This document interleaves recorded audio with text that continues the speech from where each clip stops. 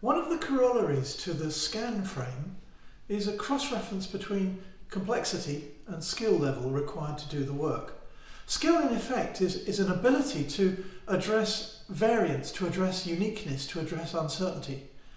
So when we look at scan, its focus is on mapping or the relationships between certainty versus uncertainty and time from a given now, before and after.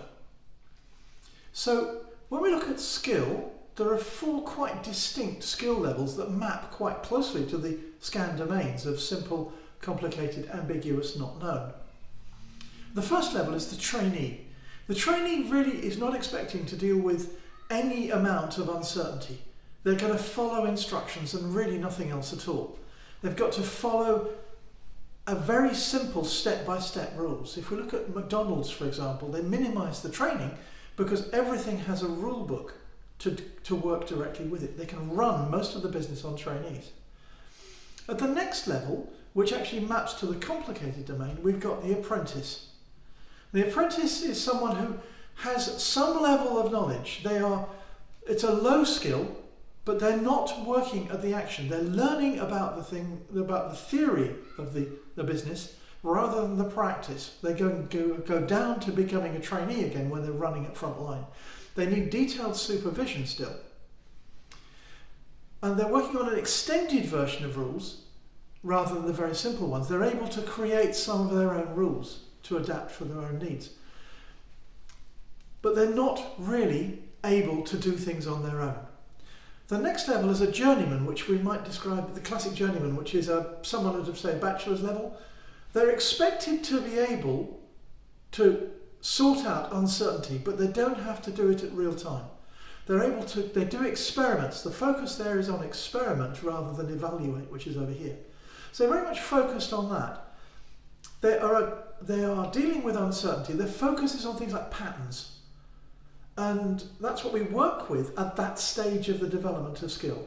They still have a certain amount of supervision, but they're expected to be able to sort out most practical issues on their own.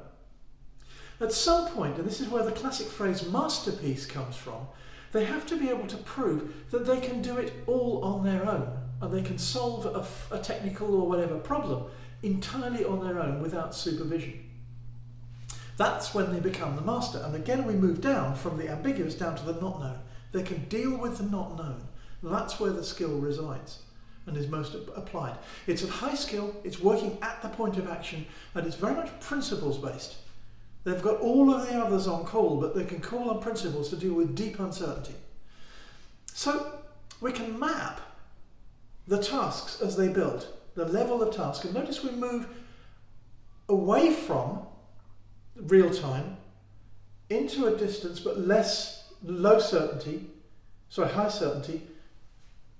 lower certainty, still away from there, and then back to the front line. So this gives us a map of the skill levels that we need. But notice there's a trap here, which we'll see in the next video, about what happens when we move away from runtime, when everything gets compressed so that we only have real time. What happens to those 2 middle skill levels?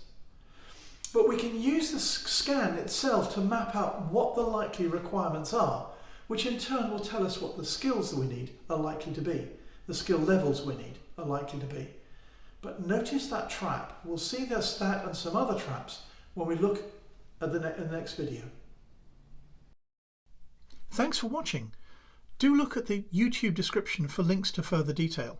And don't forget to subscribe for other videos, and also to support us on Patreon to help us produce these videos and the tools themselves.